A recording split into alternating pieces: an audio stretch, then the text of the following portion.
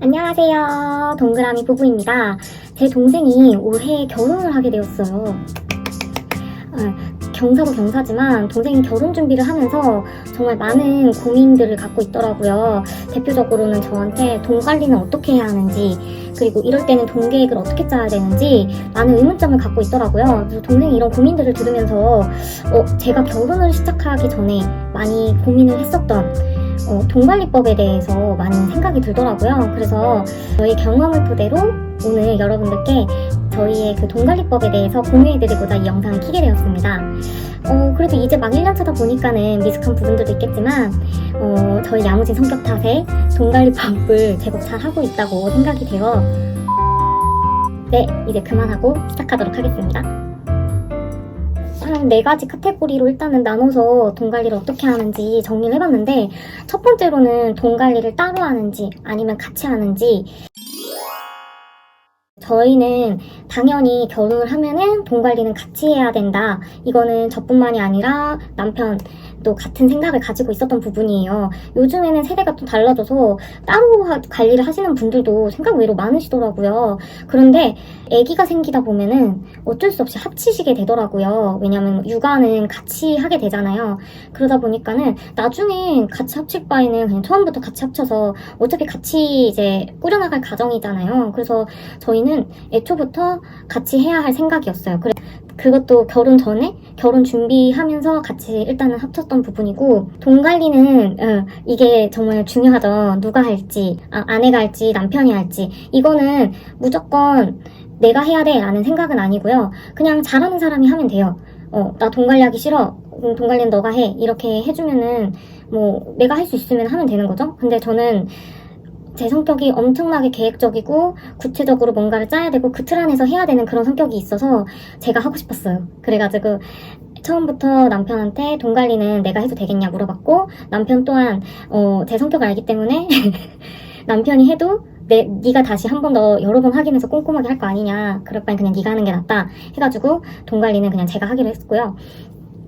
그렇다고 뭐 제가 독단적으로 계획을 짜거나 그러진 않고, 제가 짠 계획을 남편과 함께 상의한 후에 남편의 그 생각도 감안해서 그렇게 계획을 짰었고, 가계부를 써서 항상 늘 남편과 지금 우리의 지금 현재 가계 상황에 대해서 공유를 하고 있어요. 오빠 지금 우리 생활비는 이 정도 썼는데 이 정도 남았어. 우리 이제 생활비 써야 할 돈이 얼마 안 남았으니까는 이제 조금 아껴야 될 것 같아 라고 이렇게 늘 제가 이제 계획 짠 부분에 대해서 보고를 하고 이제 거기에 맞게서 생활 패턴을 맞춰가고 있어요. 돈 관리를 내가 한다고 해서 제 명의로만 소비를 하지 않아요. 왜냐면 저희 둘 다 맞벌이이기 때문에 한 명한테만 몰빵을 하면은 나중에 연말정산을 할 때 세금 폭탄을 맞을 수 있어서 처음에는 저도 아무것도 모르니까, 왜냐면 오로지 제 패턴에만 맞춰서 저 혼자 이제 계획을 세워서 썼던 사람인데, 이제 남편이라는 이제 한 사람이 들어서 같은 한 가계부를 쓰게 되는 거잖아요. 그러니까는 제 명의로 된 카드, 제 명의로 된 생활비, 이걸 다 이렇게 짜게 된 거예요. 그런데 나중에 생각해보니까는 이렇게 하면은 남편한테 세금 폭탄이 올 수도 있다, 진짜 이거는 안 되겠다 싶어서 다 분산을 시켰어요. 생활비는 내 명의로 된 카드, 그리고 차나 주유 관련된 지출은 오빠 명의로 된 카드, 현금 영수증은 무조건 남편 명의로, 이렇게 세분화를 시켜서 이렇게 소비도 좀 균등하게 갈 수 있게끔 이렇게 퍼뜨렸죠. 두 번째, 통장 관리에 대한 이야기인데요.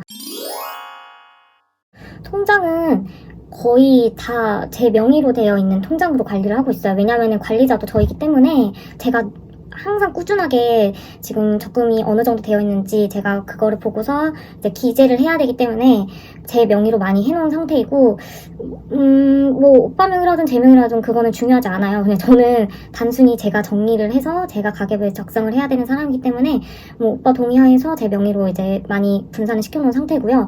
일단은 통장은 자유적금, 주적금, 비상금, 그리고 차 관련 및 주유적금, 그리고 청약은 앞에서 말씀드렸다시피 1스테이트 청약이 당첨이 됐잖아요. 그래서 남편 청약은 일단 깨놨어요. 왜냐 남편 명의로 됐기 때문에. 제 명의로 된 청약도 있거든요. 그건 추후에 제가 또 지원할 수 있는 청약인 부분이기 때문에 아직 해제는 안 하고 계속 이제 소량의 돈을 넣어서 제 명의로 된 청약도 붙고 있고요. 그리고 용돈 통장은 제 명의로 된 용돈, 오빠 명의로 된 용돈 통장, 이렇게 분산돼 있어요. 첫 번째 자유적금은 말 그대로 자유적금이에요. 주적금은 저희 거의 두 사람이 같이 버는데 한 사람 거는 거의 다 때려서 주적금이 넣어요. 그런데 큰 돈을 다 주적금에 넣으면은 무조건 이거는 나중에 깨야 할 때가 있거든요. 왜냐면은 사람 일은 언제 어떻게 될지 모르거든요. 목돈이 필요할 때도 있고, 혹시나 가족이 정말 저희한테 어쩔 수 없이 이제 목돈을 빌려가야 할 때도 있는 거고, 정말 돈은 언제 어떻게 쓰일지 모르는 상황이 있을 때가 있잖아요. 그럴 때를 대비해서 무조건 자유적금은 들어둬야 돼요. 왜냐면은 그렇다고 뭐 그럴 때마다 주적금을 깨면은 그거는 좀 안 좋은 습관이 들일 것 같아서, 일단은 한 사람의 큰 돈은 거기다 주적금에 넣고 거기서 몇 프로는 자유적금에 넣고 있어요. 그리고 비상금은 예를 들어 양가 어른들 생신 아니면 설날, 추석 이제 드려야 될 용돈, 그리고 뭐 친구 축의금 뭐 이런 경조사비에 넣어야 할 때 이런 비상금에서 꺼내서 써야 할 돈, 비상금도 따로 적금해두고 있고요. 예를 들어 비상금이 이번 달에 비상금이 너무 많이 썼어. 그래서 비상금이 거의 마이너스가 되려고 해. 그러면은 자유적금에서 빼와요. 그래서 자유적금이 필요한 것 같아요. 그럴 때마다 주적금에서 빼오면은 내가 뭔가 돈을 재미나게 쌓아왔던 돈이 다 무너지는 느낌? 너무 쉽게 무너지는 느낌이라 주적금은 진짜 건들지 않는 돈. 그리고 그러면서 이제 쌓아가면서 이제 재미를 보는 거고, 자유적금은 말 그대로 자유롭게 이제 웬만해서는 건드려야 되지 않은 적금이지만 정말 이제 비상시 사용해야 할 돈. 비상금은 진짜 비상금. 네. 그리고 차 관련 및 주유 적금은 저희가 이제 차가 있는데 그 주유도 써야 되고 고장이 있을 때가 있어요. 그럴 때마다 자유적금을 꺼내서 쓰면은 이게 사람 심리가 돈을 너무 많이 쓴 것 같은 그런 느낌이 들어요. 그래가지고 저는 그냥 나중에 새 차를 사거나 할 때 차를 뽑을 때도 이 돈에서 좀 보태서 쓸 수 있게끔 아예 차 관련 적금도 따로 들어놓고 있거든요. 그래서 매달마다 주유할 때도 이 적금에서 그냥 꺼내서 쓰고 있어요. 주유도 이 적금에서 꺼내서 쓰고, 이번 달 같은 경우는 엔진에 무슨 이상이 생겼어가지고 엔진 부품들을 갈았었거든요. 그때도 한 20만 원 돈 정도 나왔는데, 그래서 이 20만 원도 차 관련 주유 적금에서 꺼내서 썼어요. 그러다 보니까는 어쨌든 이거는 차에서 빠져나갈 돈이었잖아 라고 생각을 하게 되니까는 크게 어쨌든 소비지만 그래도 체계적으로 빠져나간 듯한 뿌듯한 느낌? 그런 느낌이 들었고, 청약 같은 경우는 아까 말씀드렸다시피 용돈통장은 남편 명의로 된 용돈통장이 있고 제 명의로 된 용돈통장이 있어요. 그리고 한 가지 남편 명의로 된 총관리통장이 있고 제 명의로 된 총관리통장이 있어요. 제 명의로 된 총관리통장이라는 건 무엇이냐면은 한 달에 소비되어야 할 돈들이 총관리통장이 들어있거든요. 그러면은 거기서 신용카드 매달에 빠져나갈 돈들이 다 거기 들어가 있어요. 그래서 제가 매달 말마다 이제 돈이 빠져나갈 때마다 그걸 다 분산시켜 주거든요. 그거를 오빠 통장 총관리 통장에다 제가 분산을 시켜줘요. 오빠 명의로 된 신용카드 이번 달에 빠져나갈 돈을 오빠 명의 총관리 통장으로 나눠줘서 거기서 이제 빠져나갈 수 있게끔 제가 이제 분산을 시켜주는 거를 제 총관리 통장에서 이제 그런 역할을 하고 있어요. 어렵다.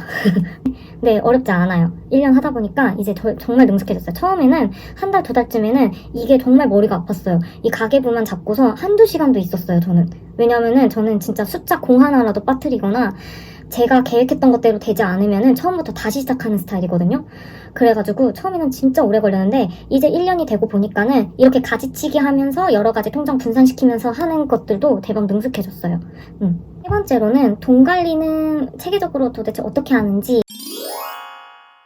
돈 관리는 너무 고정적이다라고 생각을 하시면 안 될 것 같아요. 돈 관리는 늘 고정적이지 않아요. 제가 계획 짠 거에 대해서 늘 그 계획에 맞춰서 이루어지는 건 아니에요. 왜냐면은 매달 고정 지출도 좀 금액이 달라지거든요. 왜냐면은 우리가 늘 그렇게만은 살아갈 수는 없는 거니까.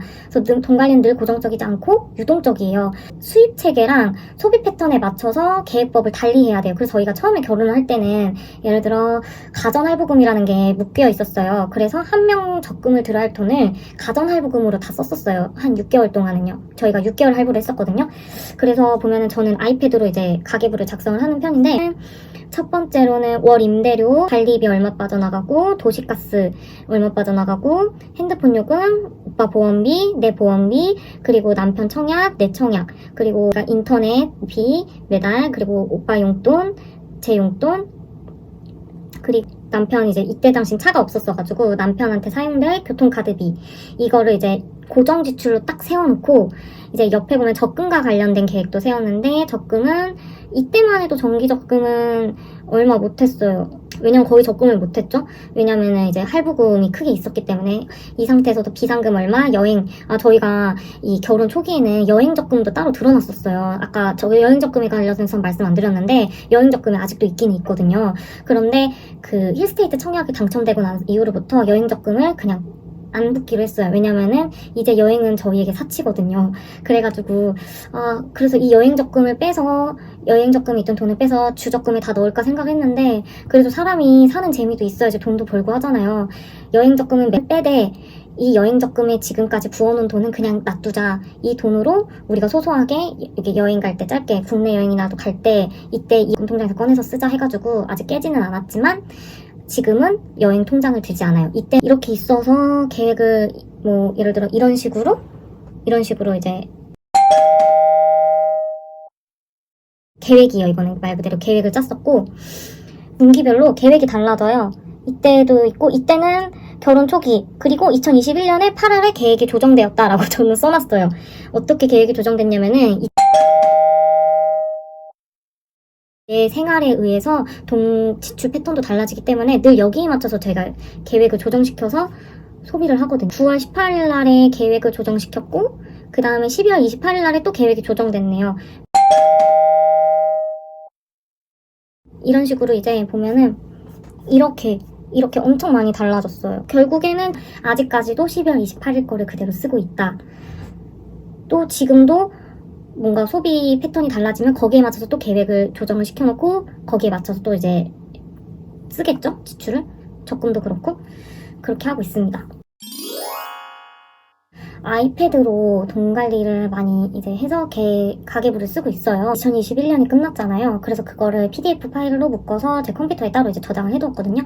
그래서 그 부분을 제가 화면창에 띄워드려서 저희는 이런 식으로 지출을 관리했다, 적금을 했다라는 것을 한번 보여드릴게요. 2021년 5월인데 보면은 스타벅스 가서 이렇게 썼다, 뭐 마스크 썼고 뭐 스승이나 선물 샀고 뭐 저녁 먹었고 친구랑 이런 내용들이 있어요. 근데 보면은 생활비 이 밑에 이 써져 있는 부분이 뭐냐 하냐면은 저희가 예를 들어 생활비를 한 70만 원을 계획을 해뒀다 싶으면은 53만 3,200원까지 지금 썼다라는 뜻이에요.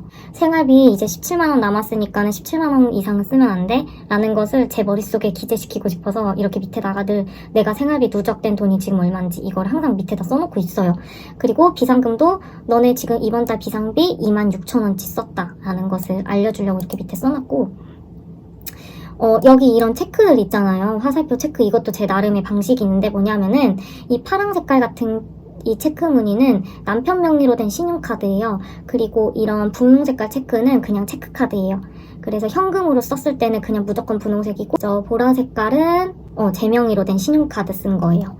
그래서 이런 형광펜칠 있잖아요. 처음에는 제가 형광펜칠을 안 했어요. 그런데 하다 보니까는 생활비도 누적시켜서 돈을 맨날 체크하고 있는데 생활비가 어떤 게 생활비인지 이게 구분이 확실하게 안 가지더라고요. 분류하기가 힘들더라고요. 그래서 헷갈려가지고 형광펜으로 분류하자 해가지고 생활비에 사용한 거는 무조건 이제 연두 색깔 형광펜, 이런 분홍 색깔은 비상금 통장에서 나가는 것을 알려주고 싶었어요. 제가 이렇게 쉽게 알고 싶었어서 이렇게 한 거고, 이렇게 노랑 색깔 부분도 있어요. 이 노랑 색깔은 여행 적금에서 지출한 돈들을 체크하기 위해서 이렇게 노랑 색깔로 한 거고요. 이때는 저희가 여행을 갔었어요. 그래서 이만큼 총 여행할 때 이만큼의 지출을 했다라는 것을 체크해놨고, 보면은 제가 거의 한 25일, 이때가 저희 거의 그 돈 들어오는 날에 월급일, 행복한 월급일인데 이때쯤에 제가 그 돈 정산을 많이, 그 체계적인 그 관리를 많이 하는 시기예요, 말이. 25일에 돈 들어오면은 그 적금으로 넣어놓고 오빠가 이제 오빠 명의로 빠져나갈 돈들을 다 오빠의 총 관리 통장에 다 넣어주고 그런 식으로 많이 더듬는 날이라서 이때도 25일 날에 저희 매달 용돈도 지금 분산시켜서 넣어주고 있고 해서 파랑 색깔 있잖아요. 이런 거는 주 관련 통장에 이런 부분을 쓴 거야 라고 제 나름의 그 파랑색 표시를 해놓은 거예요. 지금까지 저희만의 돈 관리 및 가계부 정리법에 대해서 말씀드렸습니다. 무조건 저희 방식이 좋은 거예요 라기보다는 여러분들이 생활을 하시면서 여러분의 수입, 소비 패턴에 맞춰서 돈 관리 계획을 먼저 짜시고 그 계획에 맞춰서 직접 실천해 보시는 게 가장 중요할 것 같아요. 하시다 보면 저희처럼 나만의 가계부 정리법도 생기실 거예요. 별건 없지만 저희만의 방법이 계획을 하시는데 도움이 되셨으면 좋겠습니다. 고민하지 마시고 일단 계획을 하시고 서둘러 실천해 보세요. 화이팅! 이 영상을 보신 모든 분들